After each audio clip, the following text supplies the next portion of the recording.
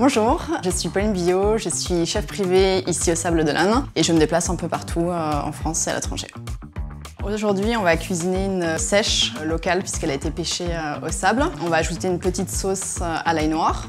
Ensuite, on va cuisiner les légumes d'été, des courgettes, fenouil, et c'est la saison des pommes de terre nouvelles, donc on va les utiliser également pour les faire rôtir. On va utiliser pas mal d'herbes, du fenouil sauvage, du basilic thaï, un petit mélange d'épices et des petites graines de fenouil, un peu de zeste de citron tout à la fin. Et c'est parti!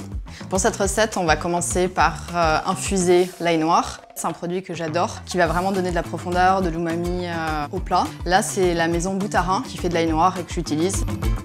Je vais venir la hacher. On va rajouter la crème et on va venir faire chauffer tout doucement, sans ébullition. Le mieux, c'est de le faire la veille pour le lendemain. Les saveurs vont pouvoir être encore plus infusées dans la crème. On va pouvoir s'occuper des légumes. On coupe à peu près des tronçons un bon centimètre. On va venir faire chauffer une poêle, mettre un petit peu d'huile d'olive. Une fois que l'huile d'olive sera chaude, on vient vraiment les marquer en cuisson. Alors, c'est le bruit qu'on veut entendre. Ok, donc là, on vient regarder la coloration. Là, on commence à avoir une belle coloration. On les retourne. On va s'occuper des pommes de terre. Je les ai bien lavées et on garde la peau, ça va être meilleur. Là, c'est assez simple, elles sont petites. On va juste venir les couper en deux. Là, c'est le bruit magique. Là, les courgettes sont bien grillées comme on veut. On va venir ajouter un peu de zeste de citron, un peu de jus de citron et un peu d'huile d'olive qui était infusée au citron. Voilà. Je vais rajouter une petite pincée du mélange d'épices. On va s'occuper du fenouil. On récupère vraiment cette partie-là et c'est ça qui va permettre de maintenir la tranche de fenouil.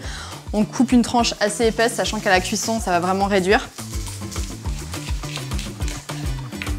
Il ne faut pas avoir peur de brûler le fenouil, c'est ça qui va vraiment donner du goût. Vous avez votre blanc de sèche et les petits tentacules, donc ne les jetez pas, c'est une partie aussi qui est très bonne, il faudra juste venir les couper. Là, il y a deux petits morceaux de cartilage qu'on va venir retirer.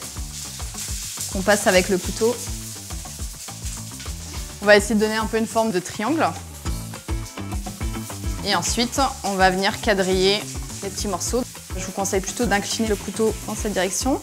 Il faut l'inciser sans casser en fait la sèche, donc il ne faut pas aller jusqu'au bout. On est à peu près à un tiers. Les petites tentacules, elles mettent quand même un peu de temps à cuire. On va venir les couper en deux. Je vais garder à peu près 2 tentacules. On va venir mixer l'ail noir et la crème pour enlever tous les petits morceaux. Je vais mettre un peu de graines de fenouil dans le mortier. C'est parfait, on en met partout. On vient rajouter une petite graine de fenouil.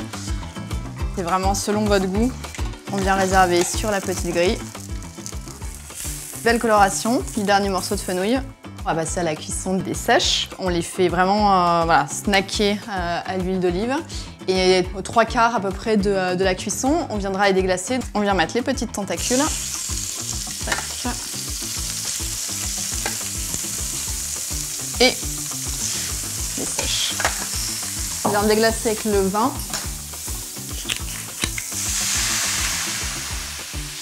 Et ça va permettre vraiment de les attendrir. Alors, on va pouvoir passer au dressage. Commencer par les pommes de terre, les courgettes. On va rajouter les sèches.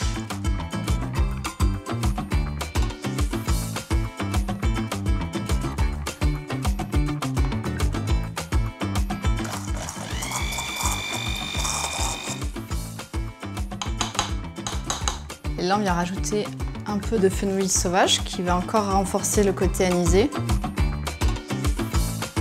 Des petites fleurs de bourrache.